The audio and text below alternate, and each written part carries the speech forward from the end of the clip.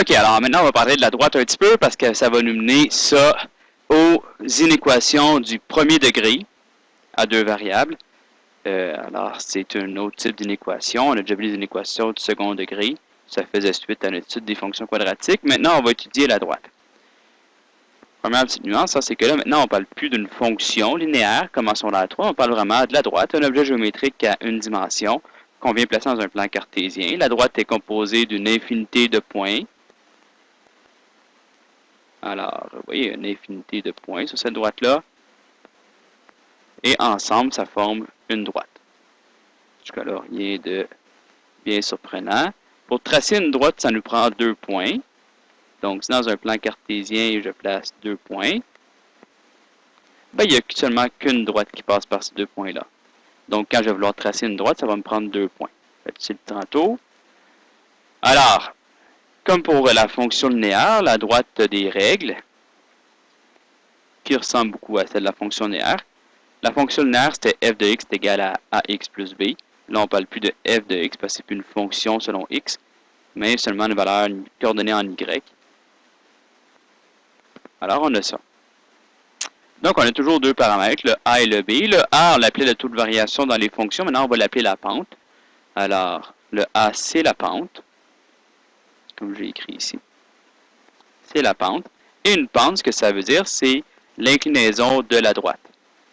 Alors, plus la pente va être élevée, plus la droite va être inclinée, comme ça ici. Vous voyez, alors ici, on est à 1, et à 3, la pente est plus inclinée. Ce que ça donne comme information, la pente, c'est comment varie y à chaque fois qu'on avance d'un x. Donc, quand j'avance d'un x, y monte de 3. J'avance encore d'un x, y monte encore de 3, étant donné que le a vaut 3. Le b, c'est toujours la valeur initiale ou l'ordre donné à l'origine. Ça ne change pas de nom. Et c'est, comme vous en souvenez sans doute, la valeur de y quand x vaut 0. Quand x vaut 0. Alors, quand b vaut moins 4, par exemple, ben, quand x vaut 0, y vaut moins 4 parce que le b, c'est la valeur initiale. Si on fait varier, par exemple, on le met à 2, ben là, quand x va être égal à 0, quand x va être égal à 0, y va être égal à 2. C'est la valeur de b. Et là, ce que ça donne, c'est comme règle. Alors ici, si j'ai a qui vaut, oui, quand a est négatif, hein, ça baisse. Alors chaque fois que j'avance un x, y baisse. Et si on le met, mettons, à moins 5 comme ça, ben là, on a la règle y est égal à moins 5x plus 2. Ce que ça veut dire, cette règle-là, c'est quelle doit être la valeur de y pour qu'un point quelconque soit sur une droite. Alors, on l'a vu tantôt, il y a plein de points sur la droite, mais il y a également plein de points partout dans le plan cartésien. Alors, il y a certains points qui sont sur la droite, puis il y en a d'autres qui ne sont pas sur la droite. Alors, la règle, elle me dit qu'est-ce que ça doit être la valeur de y pour qu'un point soit sur la droite à une certaine valeur de x. Donc, par exemple, quand x vaut 1, moins 5 fois 1 plus 2, ça fait moins 5 plus 2. Ben, ça fait moins 3. Ça veut dire que quand x vaut 1, ben y doit être égal à moins 3 pour que le point soit sur la droite. Si y est plus... si on a pour une valeur de x, si par exemple on avait le point 1, 4, on va effacer les autres points, là, ça commence à faire pas mal de points, ça.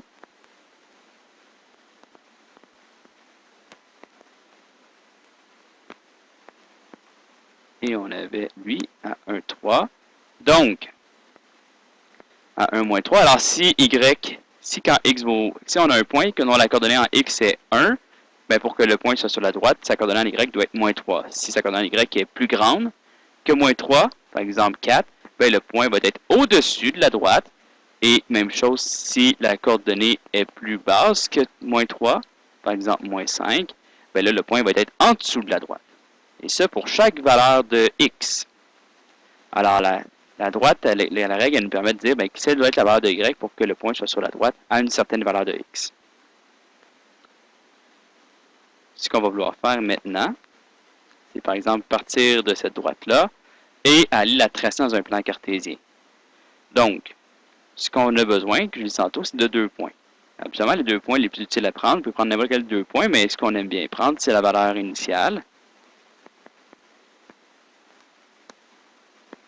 qui est ici le paramètre B, donc c'est 10, et le 0 de la fonction. Comme c'est une droite, il n'y a seulement qu'un 0. Le 0, c'est la valeur de... Donc, valeur initiale, on se rappelle que c'est y quand x égale 0. Maintenant, je cherche x quand y égale 0. Donc, on va remplacer y par 0 et on va aller isoler la valeur de x. Alors, on commence par faire moins 10 de côté. On va faire moins 10 est égal à moins 5 demi-x. On va faire x2. x2, ça va faire moins 20 est égal à moins 5x. Si on divise par moins 5, ça donne 4. Alors, le 0, c'est 4. Donc, ce que je vais faire suite à ça, ben, on a le point, ça donne le point 0, 10.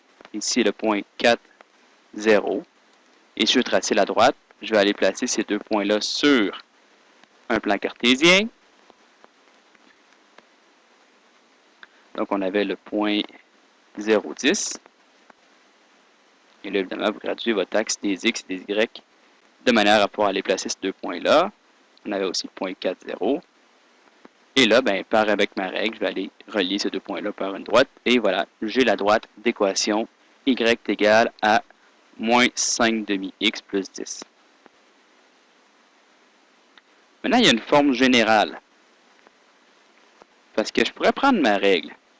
Les mathématiciens, ils ont l'idée à un moment donné de prendre la règle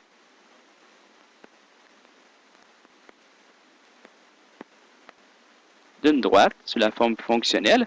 Et ils ont dit de mettre ça comme ça. Ce qu'ils ont fait, c'est qu'ils ont écrit moins 5 demi-x plus 10. Et là, ils sont allés isoler le x. En fait, ils sont allés mettre ça égal à 0. Alors, ils ont fait moins 10 de côté. Donc, ça a fait y moins 10 est égal à moins 5 demi-x plus 10 plus rien. Après ça, ils ont fait, on est rendu comme manuel, on est rendu en rouge et vert. En rouge et vert, c'est fou. Alors, y moins 10. Après ça, ils ont fait plus 5 demi-x des deux côtés. Et ça a donné 5 demi-x plus y moins 10 est égal à 0. Alors, et là, quand on est sur la forme générale, parce que là, je viens de la transformer sur la forme générale, ben, on s'arrange pour que, en fait, on aurait pu juste faire moins y de côté, mais ce que je veux, c'est avoir le coefficient en x positif. Alors, un petit caprice de mathématicien, je vais avoir le coefficient en x positif, et on ne veut pas avoir de fraction non plus. Alors, ici, on a 5 demi, on n'aime pas ça des fractions, des coefficients fractionnaires, donc ce que je vais faire, c'est que je vais tout multiplier ça par 2. 5 demi fois 2, ça va faire 5x, mais ça va également doubler les autres termes. Et on arrive à ça, et ça, c'est la forme générale de la droite y est égal à moins 5 demi-x plus 10. Donc, on amène le terme, un des termes égal à 0 en s'assurant d'avoir le coefficient du x positif et on annule les fractions, comme ça. Et on obtient la forme générale. Donc, la forme générale, ça prend cette forme-là. 0 est égal à x plus by plus c, avec où a est positif et a, b et c sont entiers. Ça peut être des fractions ou des nombres décimaux. Par exemple, on a 3x plus 4 moins 24 est égal à 0. Et là, ce que je voudrais faire, ça serait de tracer cette droite-là dans un plan cartésien. Alors, ça me prend 2 points. La valeur initiale. La valeur initiale, c'est la valeur de y quand x vaut 0. Alors, on va calculer 3 fois 0 plus 4y moins 24 est égal à 0. 3 fois 0, ça s'annule. Ça fait 4y moins 24 est égal à 0. 4y est égal à 24. Et y est égal à 6. La valeur initiale, c'est 6. Donc, on a le point 0, 6.